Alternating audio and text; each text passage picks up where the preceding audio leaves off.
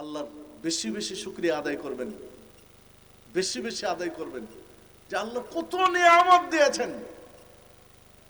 আজকে একদিনে ঘুম থেকে উঠা এরপরে এখন পর্যন্ত সারা দিনে আল্লাহর কত নিয়ামত ভোগ করেছেন আপনি গুণে শেষ করতে পারবেন না।